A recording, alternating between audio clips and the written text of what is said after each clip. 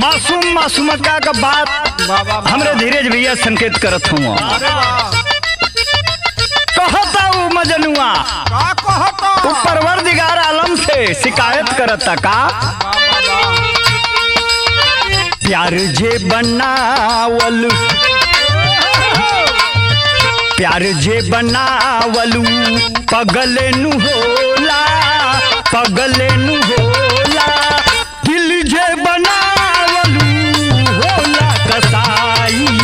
प्यार जे बनावलू पगले नु होला पगले नु होला दिल जे बनावलू होला कसाई। प्यार जे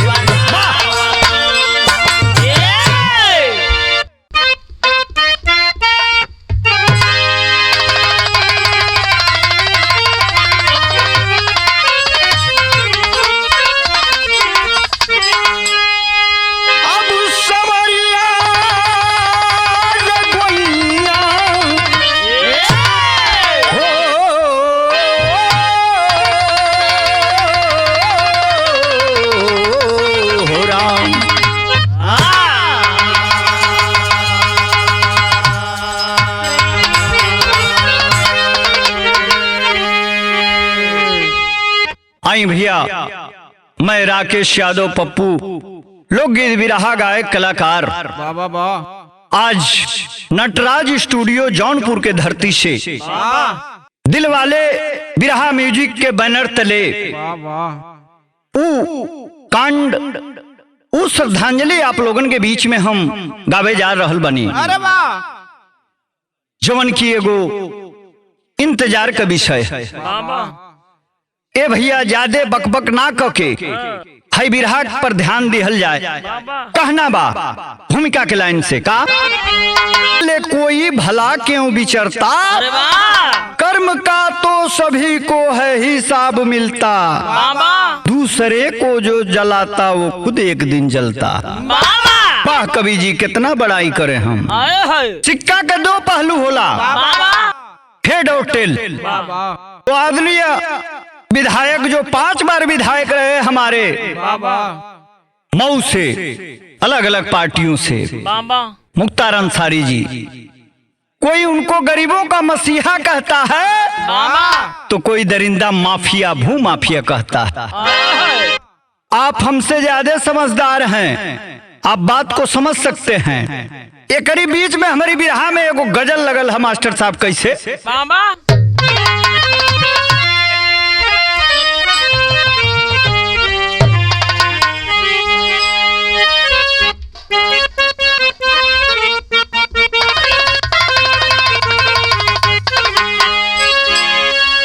एगो मासूम का से कहता का कहता हर तरफ एक अंधेरा सा छाने लगा हर तरफ एक अंधेरा सा छाने लगा रुख पे जुल्फों की दीवार मत कीजिए हर तरफ एक अंधेरा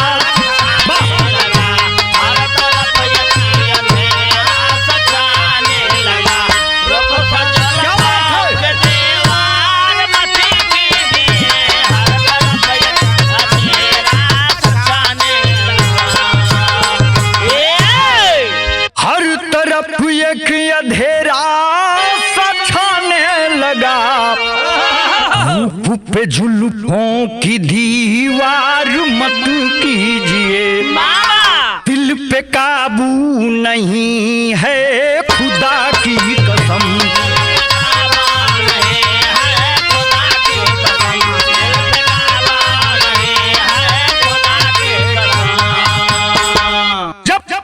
प्रेमी प्रेमिका एक संग मिलल हुआ सा प्रेमी जवन हो तावला प्रेमिका से कहता अरे हीरो इधर है ध्यान किधर है अरे दिल पे काबू नहीं है खुदा की कसम आज मिलने से इनकार मत कीजिए। क्या बात है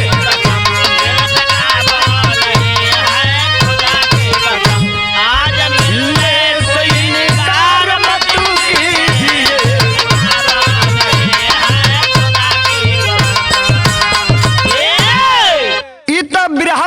आप लोगन के मन के गुदगुदावे बदे रहल है गजल के लाइन, लेकिन भाव कवि जी समाज को आईना दिखाने के मकसद से लिख रहे हैं। क्या काहो कर्म ऐसा करो कि सभी का हृदय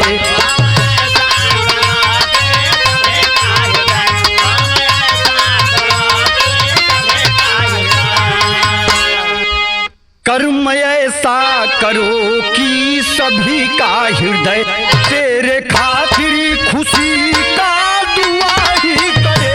कर्म ऐसा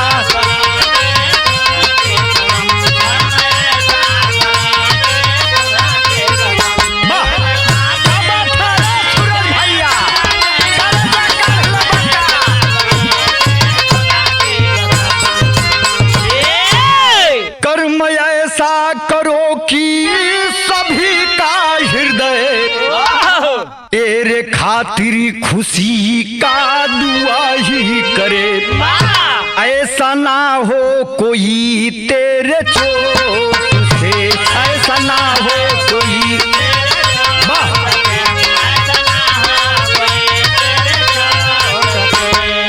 ऐसा ना हो कोई तेरे चोट से फिर के जीवन के राहों में आए भरे।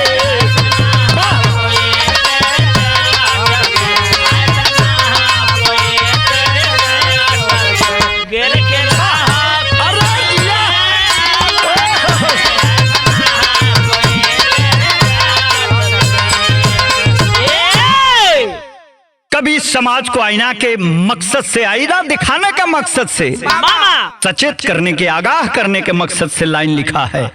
कर्म ऐसा करो कि सभी का हृदय तेरे खातिर खुशी का दुआ ही करे। वाह, ऐसा ना हो कोई तेरे चोट से गिर के जीवन के राहों में आहें भरे।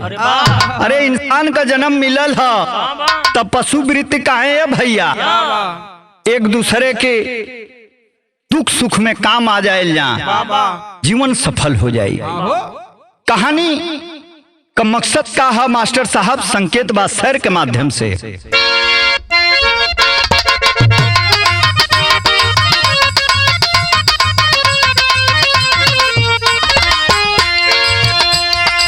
कर्म प्रधान है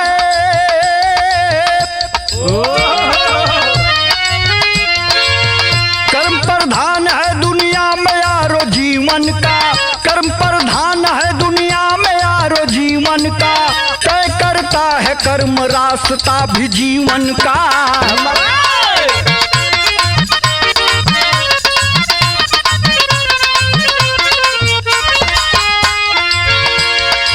जिला है गाजीपुर यूपी के, जिला है गाजीपुर यूपी के, बस ठाम सही मुख्तार जन्म लिए मोहम्मदपुर गांव सही।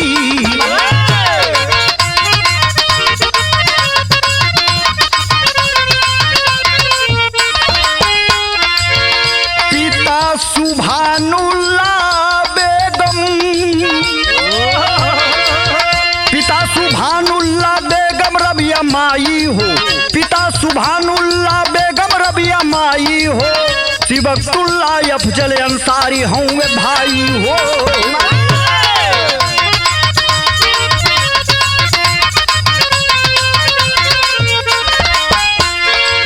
पढ़ाई बीए जिस दिन से शुरुआत हुई है, जैदपुर साधु सिंह अपराधी से तब बात हुई है। कहे साधु की त्रिभुवन सिंह के मारे अईबा हो, कहे साधु की त्रिभुवन सिंह के मारे अईबा हो, तुरते 50,000 लेके तू जईबा हो।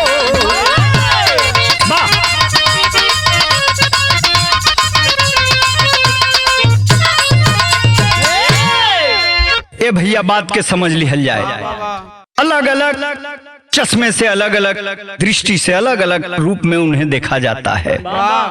ए भैया शहीदी परिवार का मुख्तार अंसारी सबसे 3 भाइयों में सबसे छोट भाई, अपने आप के समाज में स्थापित करे बदे धीरे धीरे बीए का पढ़ाई जब करे लगल हुआ, बाबा इंटर डिग्री कॉलेज में एडमिशन भइल है। साधु सिंह एगो गैंगवार चलावत रहल, बाबा वही से इनका संबंध बन जाता। ए भैया जब जेकरी संगे बैठबो जैसन संगत वैसने बुद्धि विवेक पन पे लगी मन में, बाबा उस गैंग में शामिल हो जाते हैं।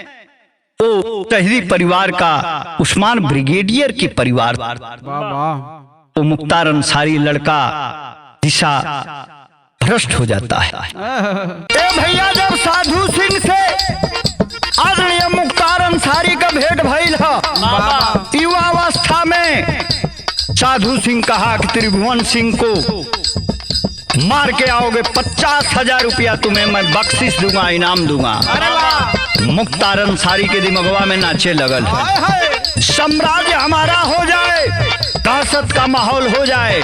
लड़कपन था, विवेक की कमी थी। वो उम्र ही इतनी खतरनाक होती है कि साथियों सही क्या है गलत क्या है कुछ समझ में नहीं आता है। एक पर एक तब हो के खूनी खेल हो,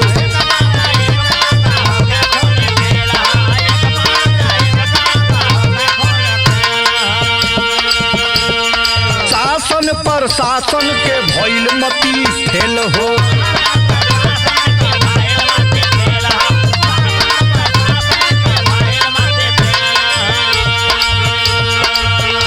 के सलामी सबे गिरी के उपमुआ चूमे लगले हो, के सलामी सबे गिरी के क्या बात है,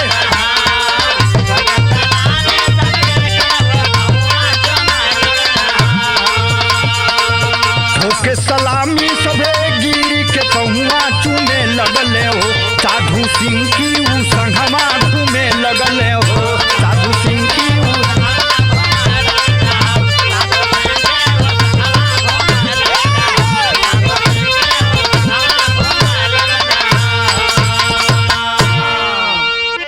चलाने वाले साधु सिंह उस समय का कुख्यात अपराधी था भैया। उसके संगत में जब मुख्तार अंसारी जी आते हैं, माइंड वॉश कर दिया। ए बाबू तर्ज बदल गए हमारे बिरहा में।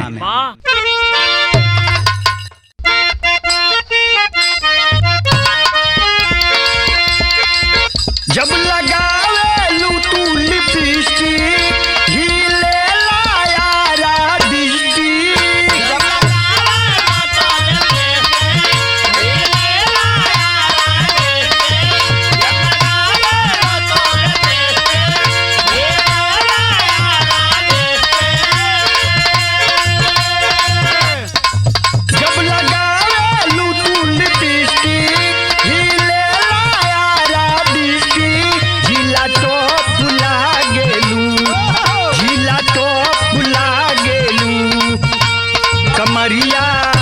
कमरिया कोहरे लापा लोपो लॉलीपॉप लागेलू, कमरिया कोहरे लापा लोप।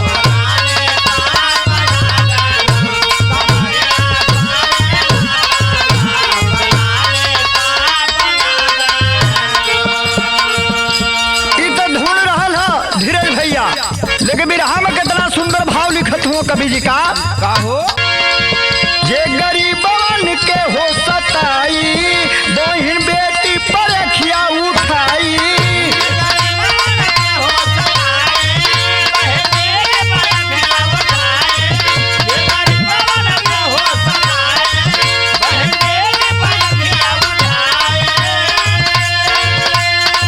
जे गरीबन के हो सताई, बहन बेटी पर अखिया उठाई। उ बचे ना पाई हो, उ बचे ना पाई हो, उहे सीना में गोली खाई। उ बचे ना पाई हो, उहे सीना में गोली खाई।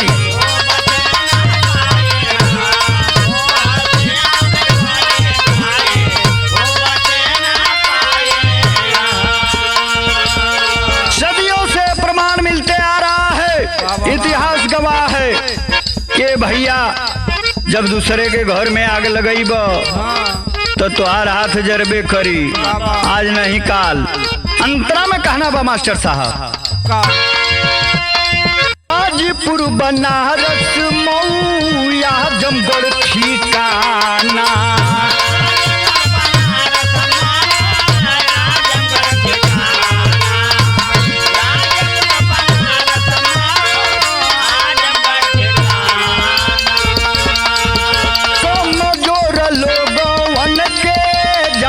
सब जमाना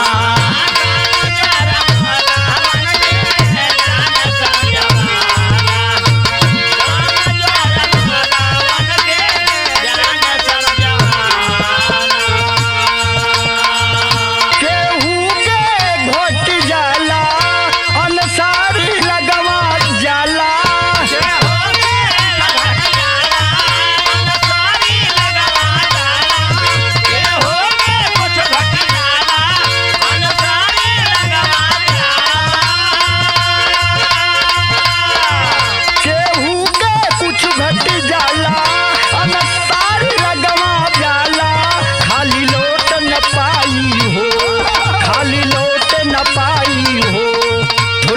बही के भर जाई खाली लौट ना पाई हो भूलिया।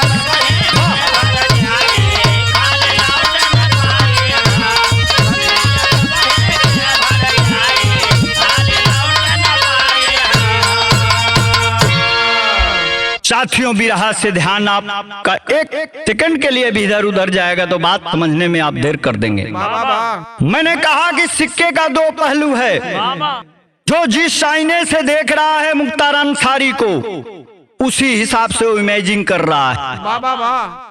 इधर मुख्तार अंसारी के मन में चल रहा है कि गसत से जो समाज विरोधी लोग हैं उनको डरा धमका करके सही रास्ते पर लाएं। जो समाज को दूषित कर रहे हैं उन्हें अपने क्रांतिकारी भाव से समझाएं। और इधर जो भी आता है मुख्तार अंसारी के घर पर मुख्तार अंसारी से मदद मांगने के लिए खुले मन से तहे दिल से उसका स्वागत अभिनंदन करते हुए उसके सुख दुख में साथ दे रहे हैं। शोर हो गया कि कोई मसीहा आ गया, कोई समाज सेवी आ गया हमारे धरती पर, गाजीपुर के शहीदी धरती पर। लेकिन हमारे बिरहा में आगे बढ़ने से पहले विदेशिया का लाइन कहतिया का,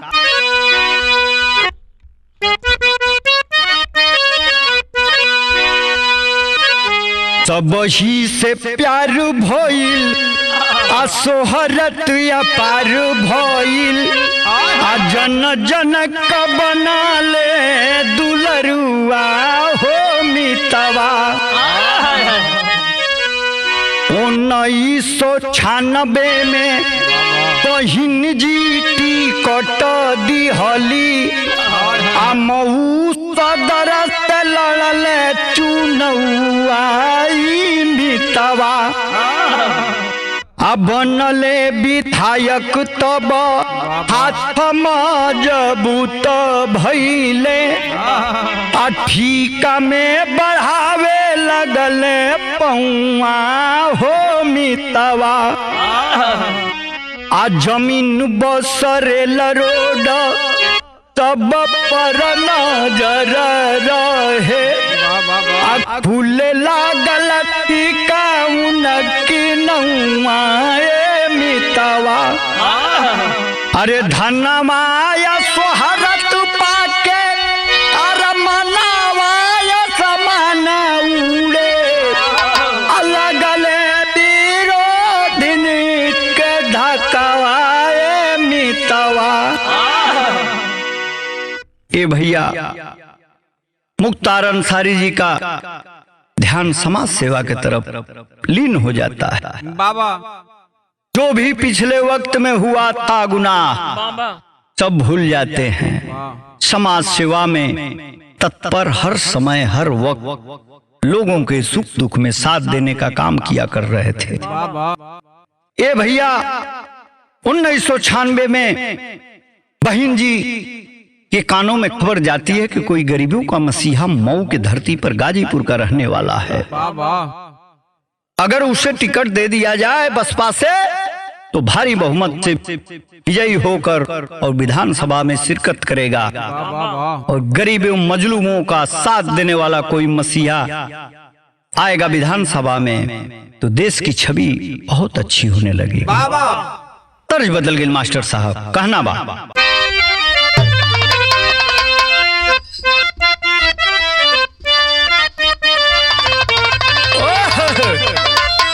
अरे साड़ी हम ना पहिनम ये राजा, अरे साड़ी हम ना पहिनब राजा, रेलिया के डरे बर साड़ी हम ना पहिनब राजा,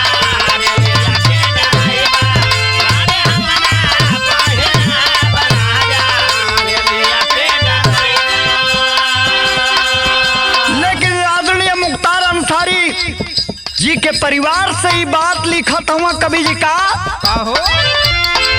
तीनों भाई कहले हो कौमी, तीनों भाई कहले हो कौमी, ये कत्ता दल गठनवा, तीनों भाई कहले हो कौमी, ये कत्ता दल गठनवा।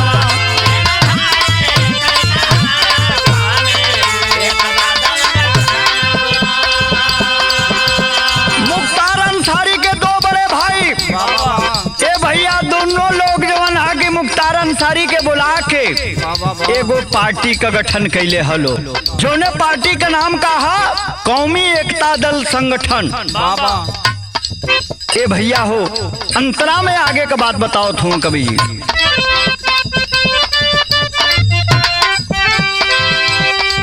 तीनों एक से एक होना हार, केहू से माने नाही हार,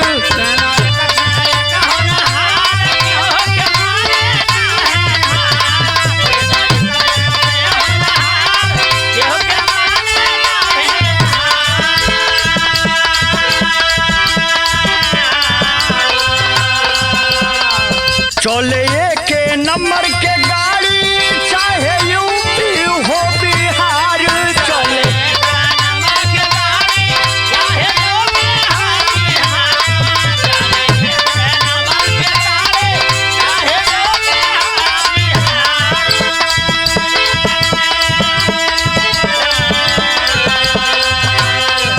चारों ओर गुजले भैया, चारों ओर गुजल हो भैया, देखो अब तरनवा, चारों ओर गुजल हो भैया, देखो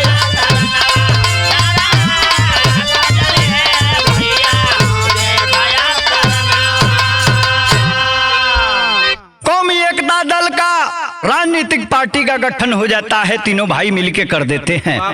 786 ब्लैक नंबर की गाड़ी से चल रहे हैं, दुश्मनों में खलबली मच गई है कि आखिरकार ये अंसारी परिवार राजनीतिक क्षेत्र में स्पीड से आगे मुंह जा रहा है कि आने वाले समय में हो सकता है मंत्री बन जाए, मुख्यमंत्री बन जाए, उत्तर प्रदेश की बागडोर इनके हाथ में आ जाएगी। दुश्मनों में खलबली मच गई है, किस तरह से राजनीतिक मोह माया इनके प्रति जो है लोगों में मसीहा का स्थान बन गया है, इसे भंग किया जाए।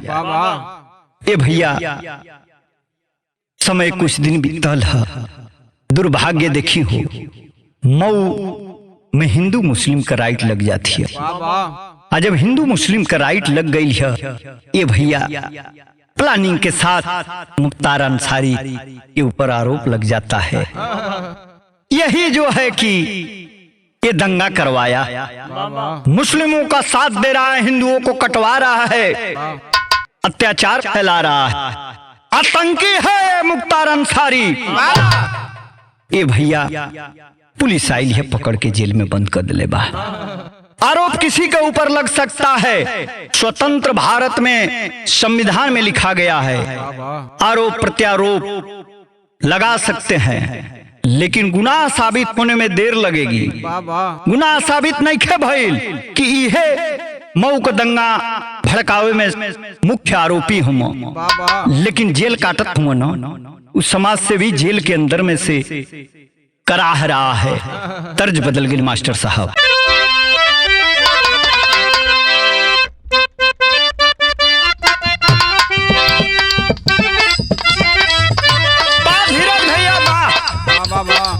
लइकन की झगड़ा वाली तर्ज बजा दे ना, एक टोला में एक टोला से झगड़ा कहता और हम भोइल पश्चिम टोली लागे चल जाई गोली, गरम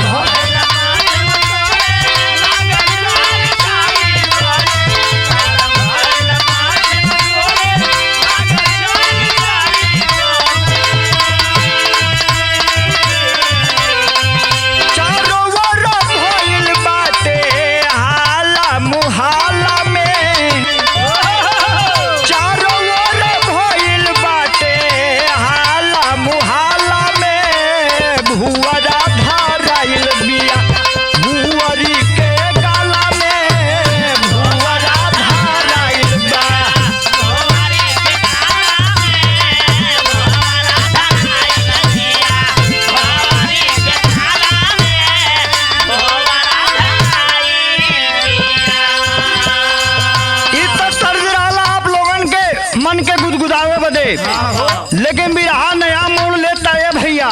मुख्तार अंसारी जी के आरोप लगा है, मऊ के दंगे को भड़काने का मुख्य आरोपी यही है। पुलिस गिरफ्तार करके जेल के सलाखों के बीच में रख दिया है। और तब तक एगो और मोड़ आवता, घटना घटतिया का गैले कृष्णानंद मराई,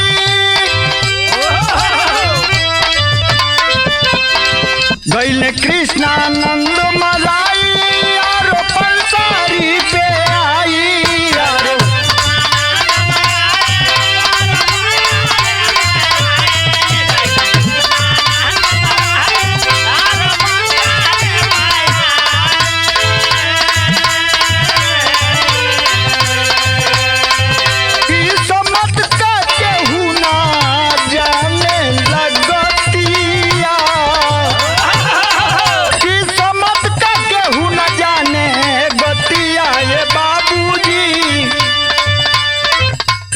कब बिगड़ जाई बतिया ये बाबूजी, बनल कब बिगड़ जाई।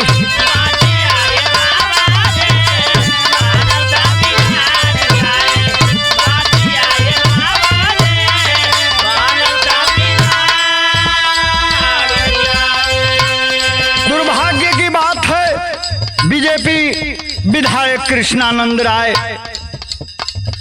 का मर्डर हो जाता है, शूट आउट में मारे जाते हैं। बुलेट प्रूफ गाड़ी पर राइफल की वो धुआंधार गोली उनके प्राण को हर लेती है बाबू। ए भैया अंतरा में बात बताओ थू कवि जी का, जेलिया से रोही के चलावे सरकार हो,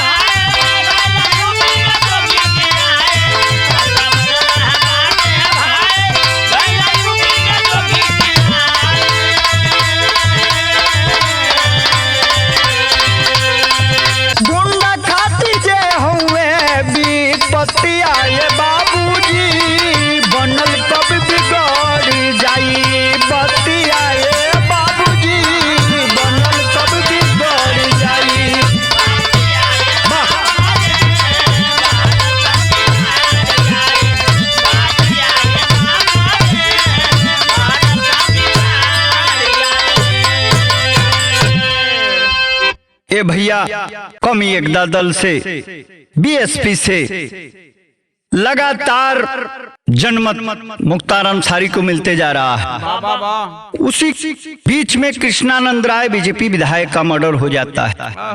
आरोप गरीबों के मसीहा के ऊपर मढ़ दिया जा रहा है। इतना लोकप्रिय थे कि 5 बार विधायक बनने के बाद तो भी इनके ऊपर आरोप पर प्रत्यारोप लगते ही जा रहा है। एक ओर से कोई विधायक एमपी एमएलए नहीं बनता है। जनमत था, मुख्तार अंसारी में वो काबिलियत थी, लोगों के साथ सहनशीलता थी, कुछ तो उदार चरित्रवान रहे होंगे कि लगातार 5 बार विधायक जनता ने बनाया।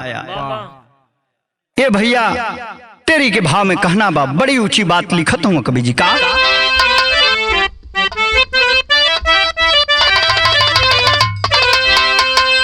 बीतेला दिनवा जे हल के बीचे, अरे बीतेला दिनवा जे हल हो राम, बीतेला दिनवा जे हल के बीचे, सरकार सख्त भइल अब आवे ना चाहनवा। बीतेला दिनवा जे हल के बीचे, सरकार सख्त भइल तब आवे ना चैनवा। धीरे धीरे समय बीत गई है, समाजवादी पार्टी का सरकार ना बनल, बीएसपी मायावती बहन जी मुख्यमंत्री ना बनली, बीजेपी की सरकार उत्तर प्रदेश में आ गई। जोगी जी जो आतंकवादियों और गुनाहगारों से सख्त नफरत रखते हैं, ऐसे मुख्यमंत्री हमारे उत्तर प्रदेश को मिल गया। बात बदल गई। पहपट में कहना बा मास्टर साहब,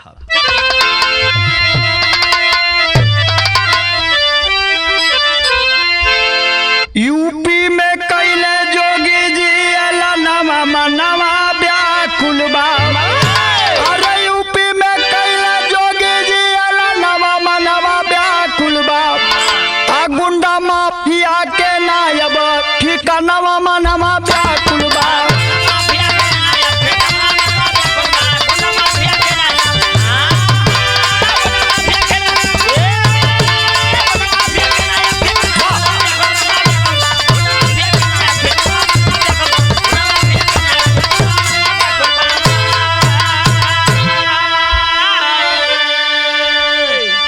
जेल कचहरी रहिया में आके तने गुंडा मरइले हो, आदशा देख के मोरा भैया अनसारी घबराइले हो।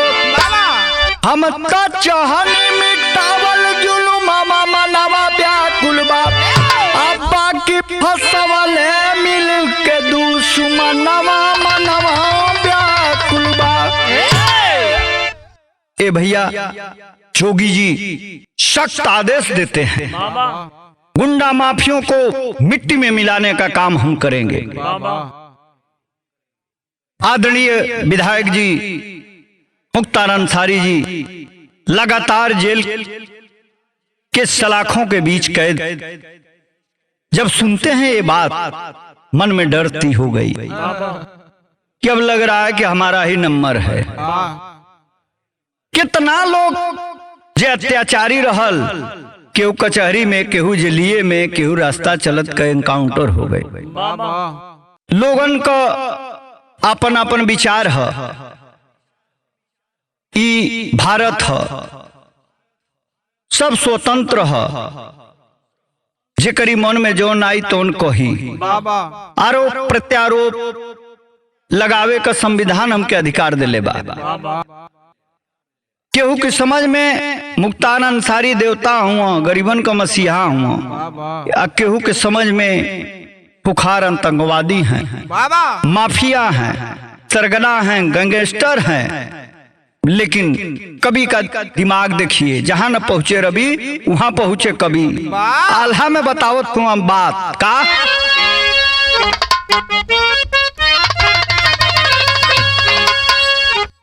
अरे हार जाला को तही से जिंदगी में आदमी पंचो,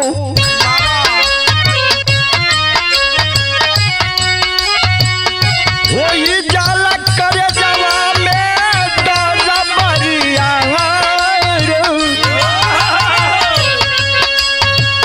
वही से देखे लयाना सारी परद सवा भैया आला लाइन पे सिया करावे तवनी बहार सरकार की मानवा में सूझल बाऊ पैया पंचो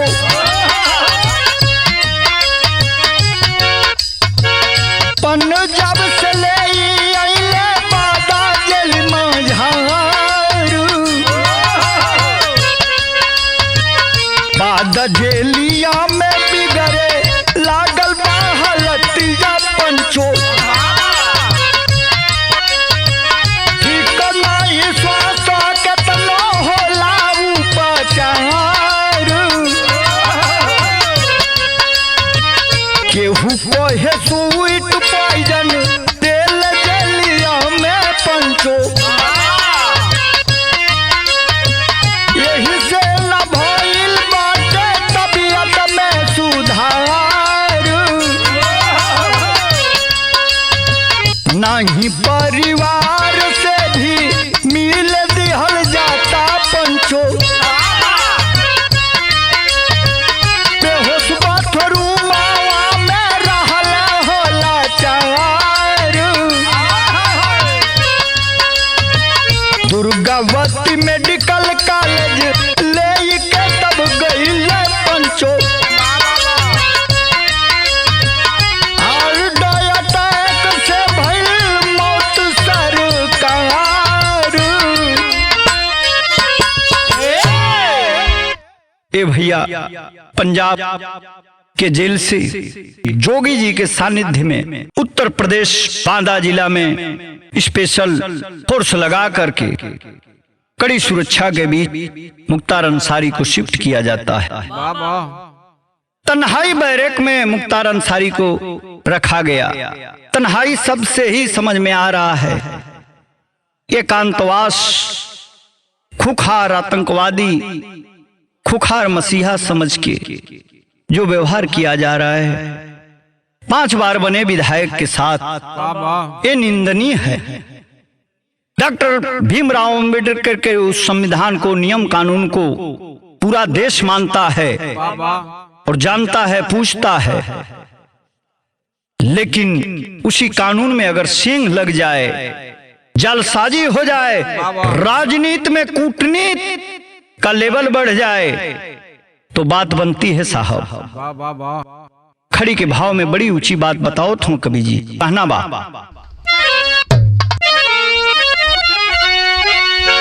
अरे पाके खबर खुशी केहू यसुआ बहाए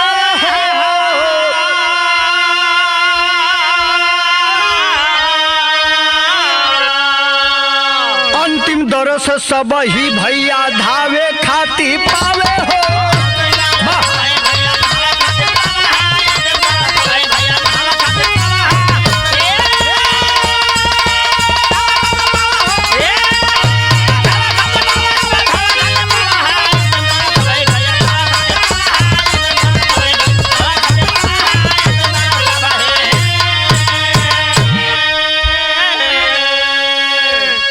भैया बांदा जेल से सुरक्षा कर्मियों के देख रेख में गाजीपुर शव को लाया जा रहा है। लाया गया देर रात निजी कब्रिस्तान में, पुश्तैनी कब्रिस्तान, जिसमें मुख्तार अंसारी जी के पिताजी चाचा जी परिवार के लोग मिट्टी के दिन मिट्टी के अंदर दफन हुए। माता पिता के चरणों के तरफ मुख्तार अंसारी का कब्र 7 फुट लंबा और 4 फुट चौड़ा खोदा गया। जन सैलाब उमड़ गया श्रद्धांजलि देने के लिए। अगर मुख्तार अंसारी जी लाखों करोड़ों लोगों के चहेता नहीं होते, मसीहा नहीं रहे होते, तो जब उनके पुश्तैनी कब्रिस्तान पे लोगों का श्रद्धांजलि देने के मकसद से जो तांता लगा था बाबू, देखने बन रहा था। टीवी टेलीविजन में वो भीड़ दिखाई नहीं जा रही थी, हम लोगों ने तो देखा है। नम आंखों से सारे लोग, प्रदेशवासी, देशवासी श्रद्धांजलि दिए उस समाज सेवी को। ए भैया कहना बा, प्रशासन के घेरा में बादा से चलल लसिया, गाजीपुर में आइल रोबे हवा के बसिया। अरे केहू सरकार के दोष, केहू खुद के बतावे हो।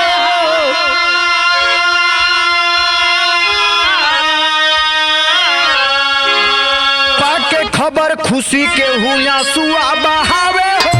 पाके खबर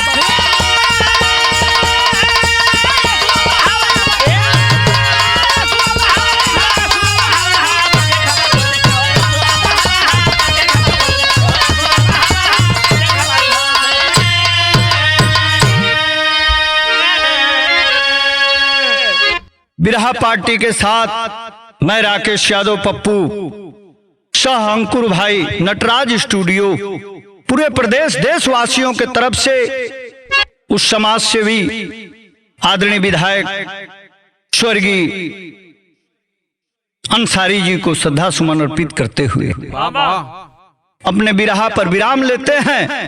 कहना बा, कुसुम पराग स्वामी देऊ भोला जी स्वर्ग के देश। अरे कहे सुरेंद्र काशी जी भइल बड़ा कलेश हो। अरे बीतेला दिनवा जे हल के बीचे, अरे बीतेला दिनवा जे हल के बीचे, राकेश